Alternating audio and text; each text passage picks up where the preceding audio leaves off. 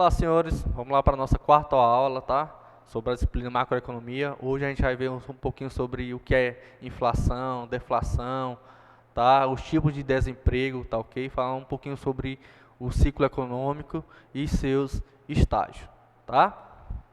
Primeiramente, o que é inflação, né? Inflação nada mais é, de forma simplificada, é claro, é a alta né? A alta que ocorre no preço de produtos e serviços de forma contínua e persistente, tá? Ela também pode ser encarada como uma expansão anormal da moeda circulante na economia e dos meios de pagamento, levando uma desvalorização do dinheiro. Ou seja, a inflação é um sinônimo de perda do poder aquisitivo, tá? Então, o que quer dizer é que para comprar os mesmos produtos é preciso de mais dinheiro. Como os salários não... Olha a coisa engrifada aqui que eu coloquei para vocês. Como os salários não tendem a acompanhar o ritmo da inflação, a população de renda mais baixa, cara, que é o mais prejudicado disso tudo, acaba tendo o orçamento familiar comprometido, passando a consumir cada vez menos. Cara, isso aqui é muito triste. Por quê? Porque aqui não tem aquele equilíbrio, aquela equidade de renda. Como lá na primeira aula que eu falei para vocês, que era um dos objetivos da macroeconomia. A gente, no Brasil, não está tendo. Tá? Tipos de inflação. Inflação de demanda e inflação de custos. Duas delas, primeiramente. O que é essa inflação de demanda? Está relacionada à procura por produtos e serviços, tá ok? Então, quando há mais procura do que a quantidade ofertada pelo mercado, seguindo a lei da oferta e demanda, quando a demanda está em um nível muito acima do que da oferta, é normal que os preços aumentam. Isso é a lei da oferta e da demanda, meu filho, tá certo? Inflação de custos, nada mais é do que a inflação da oferta, né? No qual consiste na ocasião em que ocorre um aumento dos custos de produção, como matéria-prima, mão de obra, encargos trabalhistas, salários, tributos, fonte de energia, enfim. Tudo isso é uma inflação de custos, como por exemplo aqui, ó, fonte de energia. Você sabe muito bem que a cada mês que passa, a conta de luz, as taxas vêm cada vez mais alta. Então é a inflação de custos, tá ok? Outros dois tipos de características de inflação. É a inercial e a estrutural. A inercial está relacionado à ligação com a oferta e a demanda, não está ligado à oferta e à demanda, mas sim com a perspectiva da inflação, tá? É uma visão do que pode acontecer daqui a 6 meses, por exemplo, tá ok? Baseado na histórica da situação, baseado no que aconteceu no ano passado, por exemplo, baseado em relação o que aconteceu um ano atrás, 2 anos atrás, naquele determinado período, tem aquela inflação inercial, que não é ligado à demanda e à procura, mas sim sob uma perspectiva histórica, tá? O que aconteceu 2 anos atrás, o que pode acontecer daqui a 2 anos para frente, tá? Tudo isso, essa inflação inercial estuda, analisa e pode comprometer na economia, tá certo? Porque a galera espera o que pode comprar, o que pode não comprar em relação a o que essa inflação inercial pode dizer, tá? Então, tem agora a inflação estrutural, que nada mais é do que o resultado da falta de eficiência, olha aí, estrutural. A falta de eficiência da infraestrutura produzida da economia do país. Isso acaba resultando na rigidez da oferta de produtos e serviços, que são base da estrutura macroeconômica. Aqui está relacionado à questão da desigualdade social, da questão das poucas oportunidades para todos os brasileiros, tá? Aquela pouco conhecimento em relação àquele produto, àquele serviço. E tudo isso vai para a inflação estrutural, tá ok? Agora, se a gente fala em inflação, logicamente a gente tem que falar em deflação. Nada mais é do que ao contrário da inflação. A deflação nada mais é do que o inverso da inflação, tá? Isso quer dizer que, quando há deflação, o preço final ao consumidor está em queda, tá? A deflação, o preço final ao consumidor está em queda, tá? Então, é a mesma coisa dizer que a inflação está com um valor negativo. Isso que eu estou dizendo. Ela pode acontecer quando há uma grande oferta de um item, seja ele produto ou serviço, tá?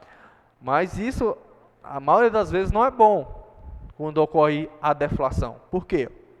Apesar de essa definição te levar a pensar que este produto ou que esse tipo de deflação pode ser bom sinal para a economia, a realidade não é bem assim. Isso por quê? Porque o poder de consumo da população diminui, lógico, né? Com o tempo, e em consequência as empresas também precisam baixar os seus preços para se manterem no mercado. Então, por isso tem que ter um equilíbrio, oferta, demanda. Desde a primeira aula eu falo, oferta agregada, demanda agregada. Tá? Tudo ali na mesma base, oscilando, mas não de forma acentuada. Tá ok? Olha, índice de inflação, tem seus índices. Eu citei aqui um exemplo para vocês. O IGP, que é o Índice Geral de Preços, IPA, Índice de Preços do Atacado, IPCA, Índice de Preços ao Consumidor, o INCC, Índice Nacional do Custo da Construção, e o CUB, ou CUB, Custo Unitário Básico. Todos eles fazem parte dos índices de inflação. Mas o que é o mais conhecido, o que é o mais utilizado é o IPCA, no qual é o Índice de Preços para o Consumidor. Tá? Esse importante índice, que é o IPCA, é medido mensalmente pelo IBGE, para identificar a variação dos preços no comércio, no mercado. Então, ele é considerado pelo Banco Central o índice brasileiro oficial da inflação ou deflação. Tá? Se estiver lá na atividade offline, atividade online, falando sobre a questão de índice de inflação, eu falar sobre qual é o índice oficial, tá, do Banco Central, nada mais é do que o IPCA, que é o Índice de Preço ao Consumidor Amplo, tá ok? Agora vamos falar agora sobre o desemprego, tá? Desemprego, se eu falar em economia, logicamente estou falando em emprego, desemprego, inflação, né, os tipos de inflação, bens e serviços, tudo isso envolve a macroeconomia, tá? Uma forma ampla, e a gente está aqui para poder fazer uma forma objetiva, nesse momento tão difícil que a gente está passando. Vamos lá. Conceito. O desemprego afeta milhões e milhões de pessoas pelo mundo, independentemente do grau de desenvolvimento de um país. Tá? Entretanto, os maiores números de cidadãos e cidadãs sem emprego formal localizam-se em países o quê? Emergente e subdesenvolvido como o nosso. Tá? Algo que preocupa organizações internacionais, como a Organização Internacional do Trabalho, a OIT, né? E a Organização Nacionais ou das Nações Unidas, a ONU. Com definição de desemprego, podemos citar o que está no dicionário Aurélio da língua portuguesa. Segundo o dicionário, o desemprego é a falta de emprego. Simples, tá? Situação em que a parcela da força de trabalho não consegue obter a ocupação, tá? Logicamente, eles têm seus tipos, tá? São subdivididos em 4 tipos de desemprego. O primeiro delas é o desemprego natural ou friccional. Nada mais é do qual consiste em indivíduos empregados temporariamente, ou porque estão mudando de emprego, ou porque foram demitidos, ou porque ainda estão procurando emprego pela primeira vez. Então, esse tipo de desemprego é o desemprego natural. Também tem o desemprego estrutural, no qual consiste nas mudanças estruturais da economia, tá? Tais como mudanças nas tecnologias de produção ou padrões de demanda dos consumidores. Olha, mudanças nas tecnologias. Galera, quando eu falo mudança nas tecnologias, eu cito o exemplo de uma montadora de veículos, tá? Porque ao promover a automatização de sua produção, tá? Ela dispensa o quê?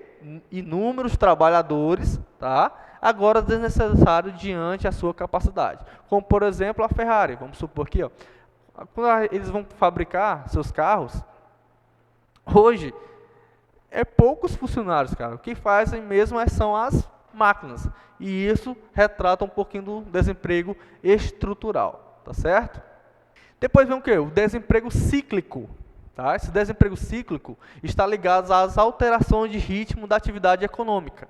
Tá? Então, esse desemprego tem um forte componente cíclico durante as recessões, as taxas de desemprego e as fases de recuperação e as suas expansões.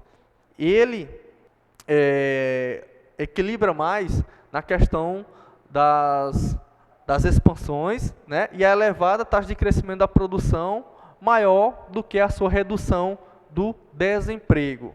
E por último, vem o que? O desemprego sazonal, no qual surge sistematicamente em determinadas épocas do ano e é causado por variações na demanda de trabalho em diferentes períodos. Assim, na agricultura, como por exemplo aqui, ó, o desemprego pode apresentar fortes variações sazonais em função das épocas de plantio e colheita, tá? Principalmente na região Nordeste, né? Porque o período chuvoso aqui é de outubro a maio, a abril, dependendo aí do ano. Então, nesse período, a galera que mora no interior, na roça, em suas fazendas, tendem a trabalhar cada vez mais, tentam contratar mais gente para poder plantar, né, para poder fazer aquela colheita, enfim. E quando passa o período chuvoso, tem o desemprego sazonal, tá? Agora vem o que? O ciclo econômico, senhores. O ciclo econômico é caracterizado pelas flutuações, tá, que ocorrem na economia em curto prazo, envolvendo uma alternância de períodos de recuperação e prosperidade, com períodos de relativa estagnação ou recessão, tá certo? Então, a economia de todo o país está baseada na produção de bens e serviços produzidos de forma agregada, tá? De modo que os cenários de expansão e contração da atividade econômica sempre acontecerão, tá? Olha um exemplo aí, ó. Quando eu falo em ciclo econômico, quer dizer que quando a economia aqui, ó, em expansão, se divide em quatro estágios: expansão, boom, recessão e depressão. Olha, ó. Aqui nessa expansão, como vocês estão vendo, nada mais é do que o crescimento da economia do país, tá? Quando eu chego na fase aqui do boom, por exemplo, aqui é o ápice do ciclo econômico, ou seja, o topo, não passa disso, tá? Aqui é o segundo estágio. O primeiro é o crescimento econômico do país, o segundo estágio é o topo, tá? O topo do emprego, das altas taxas de emprego, das altas taxas de produção e vendas de produtos e serviços. Aqui é o topo do ciclo econômico.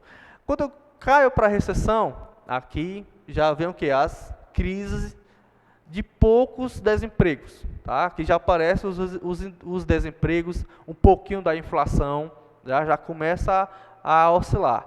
Quando eu vou aqui para a depressão, meu filho, aqui que é a baixa do ciclo econômico, ou seja, aqui onde tem a alta taxa de desemprego, a alta taxa de inflação, tudo de ruim que acontece na economia está na fase da depressão. Tá ok? Deu para entender? Expansão, aumento do ciclo econômico do país.